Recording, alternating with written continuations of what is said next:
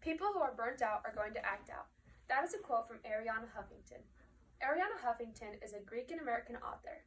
She said that quote while giving a speech to people about their mental health and well-being. Did you know that the average teenager needs 13 to 18 hours of sleep? Now ask yourself, are you getting that amount of sleep at night?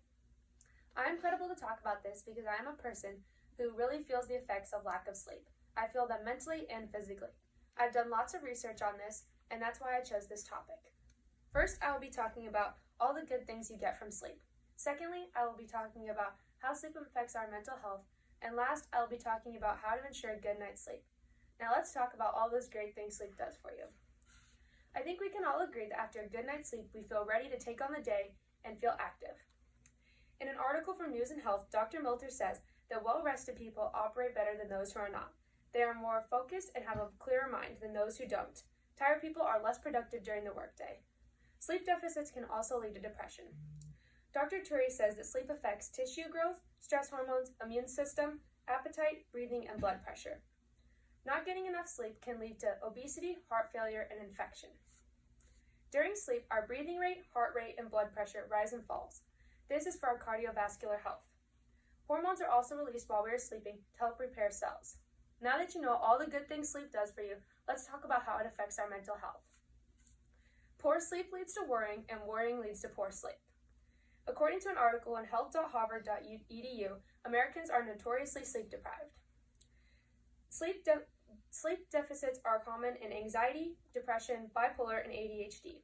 Insomnia is actually a symptom of all those mental disorders. Insomnia is when you're not able to fall asleep. Actually, 65 to 90% of adults who suffer from depression suffer from insomnia also, and 90% of kids who suffer from depression also suffer from insomnia. That is while 23 to 78% of people who suffer from bipolar depression suffer from hypersomnia. Hypersomnia is when you sleep excessively and too much. There are more than 70 sleeping disorders.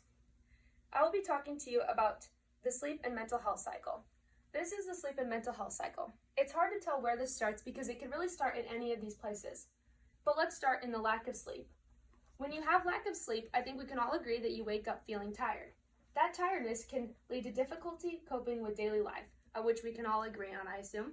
And that can lead to low self-esteem because if you're not getting those things that you need to get done, you can get down on yourself, and that leads to worry and stress. And have you ever laid in bed at night and you're just stressed about all the stuff you have to do? Because I know I'm one of those people. So then I lay in bed and I don't get enough sleep, and then that leads to lack of sleep. And that cycle just repeats itself over and over again. Now that you know how sleep affects our mental health, let's talk about how to get a good night's sleep. Living this cycle is very bad for you, and I'll tell you about how you can fix that. According to health.harvard.edu, no matter the disorder, the treatment is all about still the same.